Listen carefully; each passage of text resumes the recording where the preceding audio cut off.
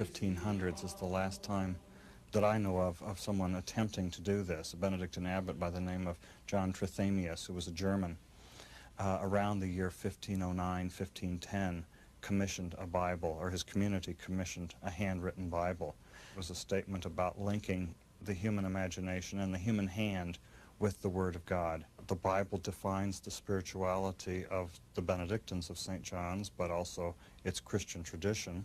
As we do this Bible, we're not looking to create a 12th century Bible in the 21st century, but we're rather looking at creating a 21st century Bible in the 21st century, drawing on the great tradition of illumination and handwritten Bible, but at the same time creating something unique for our own times that is inspired by our times and in turn can inspire our times.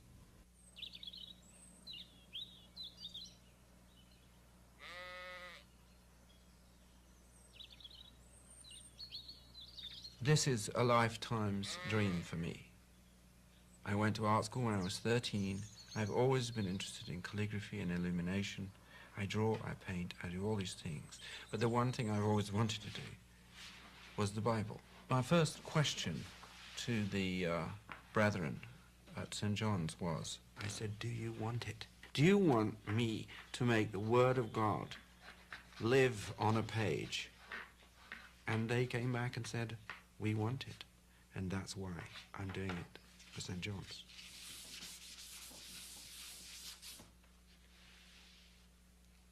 Without being too mysterious about it, when I'm mixing ink, I sort of go into a neutral state. And once that happens, it's a kind of opening up.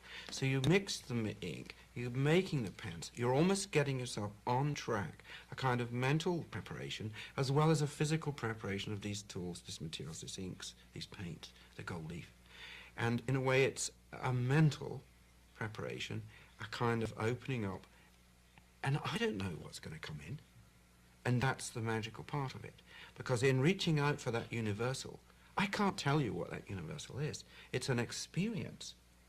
So I have to make myself open to that experience, and I put myself at the disposal of that creative process. The quill is actually, in a sense, a modern invention which retains ink for long periods of time, is capable of a fine, sustained drawing, as well as very expressive range of marks that it can make very directly. It's very sensitive. It's made of the same thing as your fingernail. It's part of yourself. It's almost like a phonograph needle, which you hold in your hands. But the music that's played comes from inside me. So it's very, very sensitive, and like all tools, are just an extension of one's own fingers.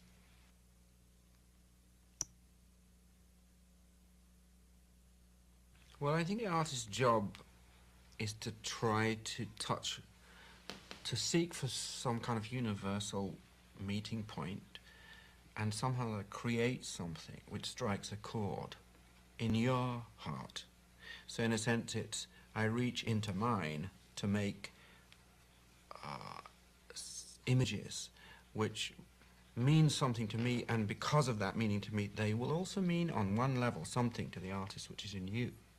In a musical term, it's almost like you're trying to create a visual harmonic, a kind of universal chord that you strike, and people go, ah, and you're reaching into something within people that they didn't even know was there until they see this thing. So that when they open the page of a Bible like this, they take in their breath, not because they're being impressed by the cleverness of it or by the detail or even the shiny gold, but because there's something there that they already knew. It's sort of like meeting somebody that they have met before at some point. And that is, in a sense, a kind of feeling that the artist reaches towards.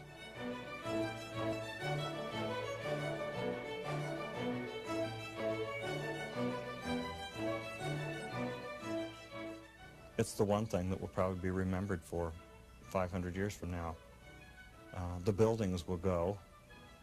Most of the buildings that all of us see today are going to be gone 500 years from now. And oddly enough, this one piece of human artistic achievement will probably still be here 500 years from now.